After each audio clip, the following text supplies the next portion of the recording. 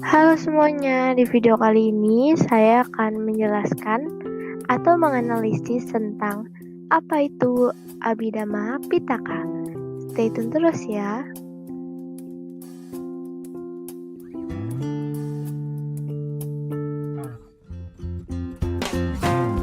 Yuk sebelumnya jangan lupa untuk like, subscribe dan juga share video ini ke teman-teman terdekat kamu ya.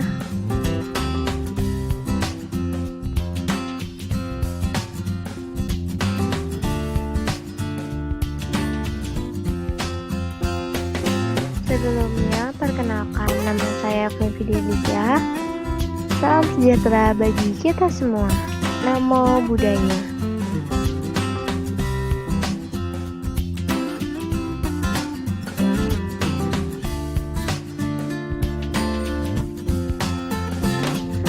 Di dalam video ini, kali ini saya akan menjelaskan tentang apa itu Abhidhamma Pitaka dan juga latar belakangnya.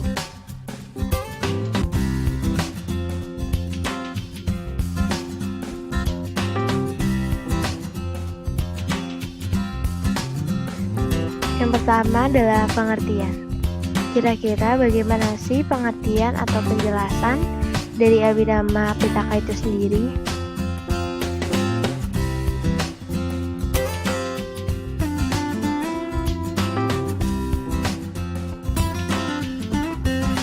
Abhidhamma Pitaka adalah pitaka terakhir dari 3 pitaka yang merupakan kanon Pali atau kitab suci agama Buddha Theravada.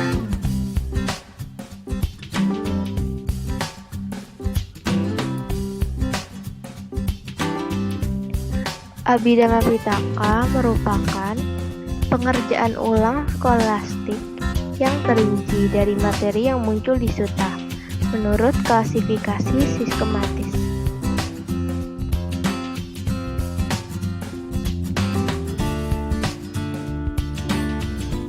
Secara harfiah, Abhidhamma didefinisikan sebagai Abhi yang berarti tinggi, Dhamma yang berarti ajaran dari Sang Buddha.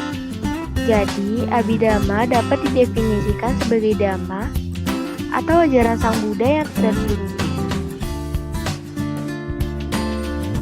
Sebagai ajaran tertinggi, Abhidhamma memungkinkan seseorang untuk mencapai pembebasan mutlak dari semua bentuk penderitaan, karena Abhidhamma berguna untuk mengembangkan pandangan terang atau vipassana bhavana.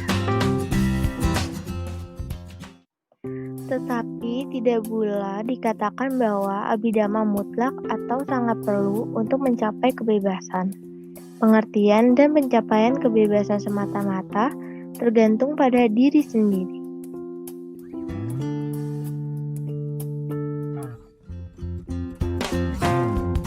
Dikatakan bahwa 4 kesunyataan mulia yang merupakan landasan ajaran Sang Buddha terdapat dalam diri masing-masing manusia itu sendiri.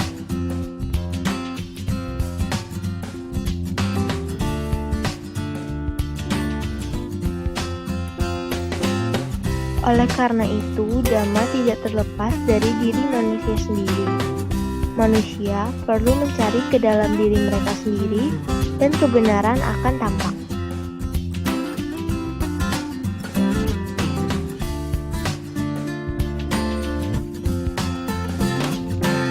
Dari sutta dijelaskan bahwa terdapat orang-orang yang mencapai penerangan tanpa mengenal Abhidhamma terlebih dahulu, seperti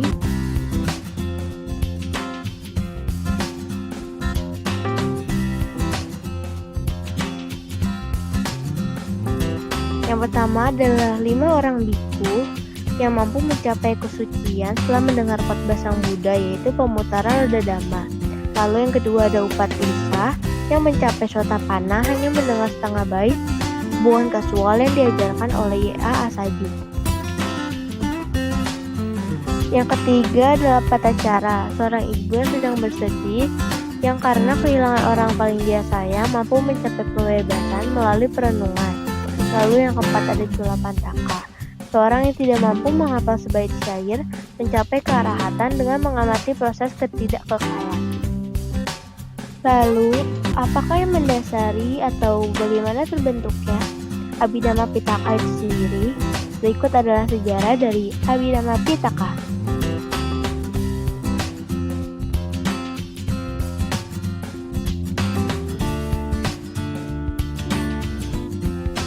Tujuh tahun setelah Sang Buddha mencapai penerangan sempurna, Abhidhamma pertama kali diajarkan oleh Sang Buddha kepada para dewa di alam dewa Tavatimsa sebagai bukti Sang Buddha kepada ibunya.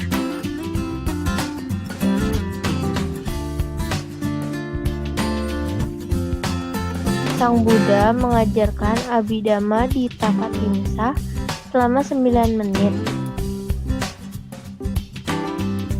Waktu di alam dewa, jika di alam manusia maka sekitar 3 bulan lamanya. Dalam kurun waktu tersebut, dengan Abhihina yang dimiliki Sang Buddha, beliau mengarahkan pikirannya membentuk sosok diri untuk mengunjungi alam manusia guna berpindah tata di suku utara Kuru.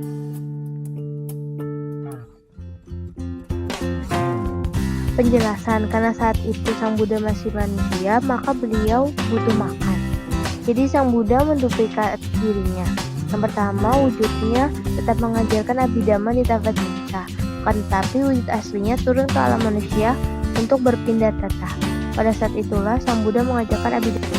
Bante Sariputta yang telah menerima ringkasan Abhidhamma dari Sang Buddha kemudian mengajarkan secara lengkap kepada murid-murid yang lain.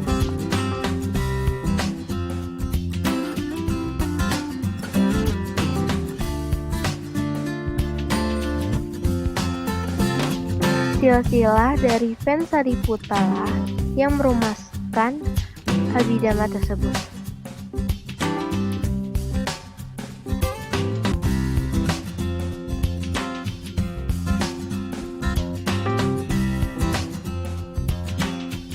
Dalam kitab ulasan atas Dhammapada, Khuddaka Nikaya, kitab ulasan Udana, dan ulasan Itipitaka dapat dijumpai data historis kisah berkenaan dengan Abhidhamma sebagai berikut.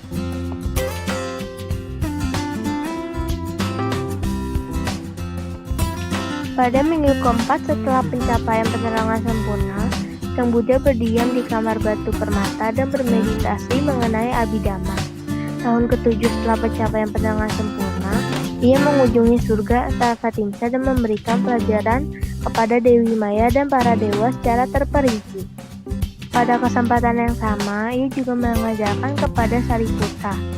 Lalu Sariputta mengajarkan lagi kepada siswanya atas wewenang dari Sang Buddha.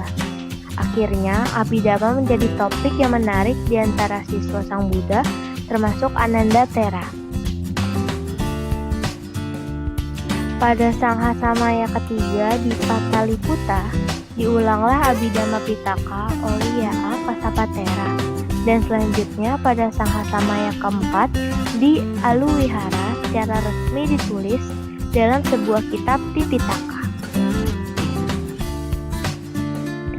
Untuk mempelajari Abhidhamma Pitaka agar dapat dimengerti dengan baik, maka harus terlebih dahulu mempelajari Abhidhamma Sanghasa, yaitu ringkasan dari gabungan intisari Abhidhamma Pitaka.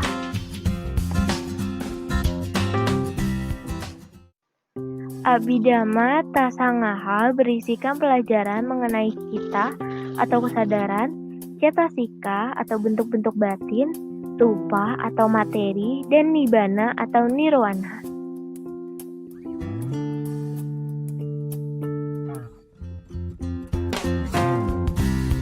Abhidhamma Tasangaha sangatlah penting untuk dipelajari karena merupakan pokok dasar Abhidhamma. Umat Buddha yang ingin mempelajari Abhidhamma Pitaka untuk mendapat pengertian yang baik haruslah mempelajari Abhidhamma Tangasaha terlebih dahulu. Yang pertama adalah cita. Menurut Abhidhamma, cita berarti kesadaran akan suatu objek atau sesuatu yang sadar terhadap objek. Sinonimnya adalah ceta, itu pada, nama, mana, dan vinana.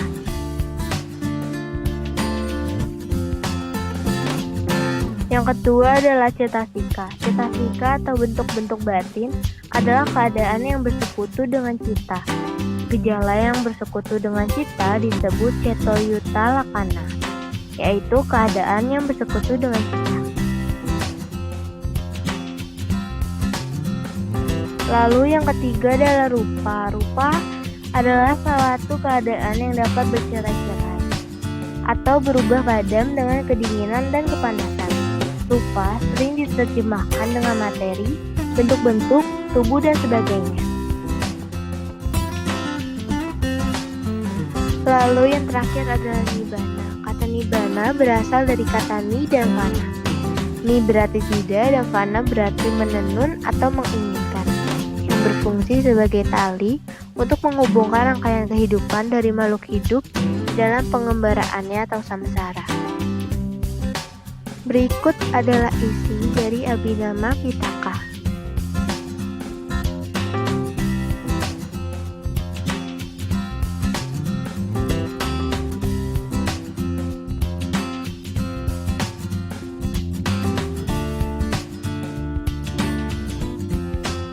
Abhidhamma Pitaka berisi tentang uraian mengenai filsafat, metafisika, dan ilmu jiwa Buddha Dhamma yang terdiri dari 42.000 Dhammakanda atau pokok Dhamma yang terbagi menjadi 7 kitab, yaitu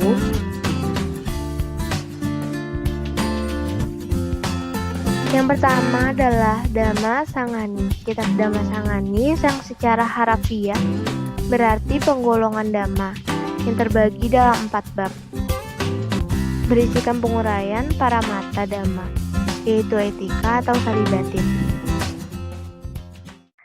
Lalu yang kedua adalah Vibhanga. Kitab Vibhanga menguraikan tentang pemilahan para mata Dhamma yang terdapat dalam Dhamma Sangani dan terdiri dari 18 bab.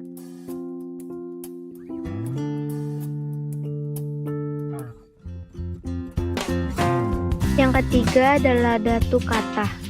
Kitab Dhatu Kata menguraikan tentang pemaparan unsur-unsur yang terdiri dari 14 bab.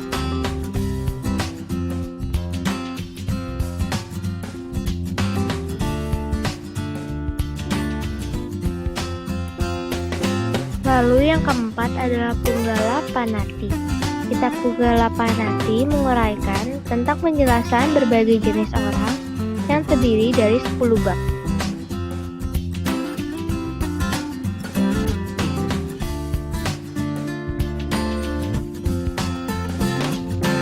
Yang kelima adalah Katapatu.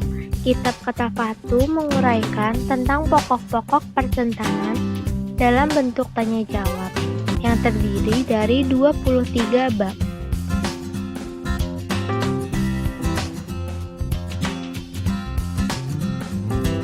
Yang keenam adalah Yamaka. Kitab Yamaka menguraikan pemaparan para mata Dhamma secara berpasangan yang terdiri dari 10 bab.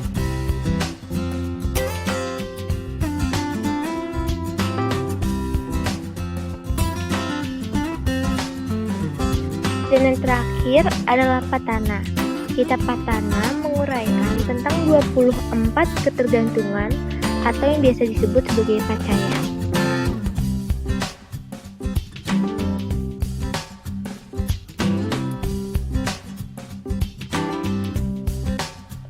Nah, demikian video pembahasan kali ini.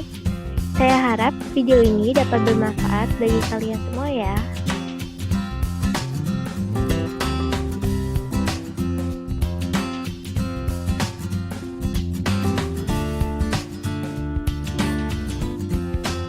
Saya Queen Fidelia, pamit undur diri dulu ya.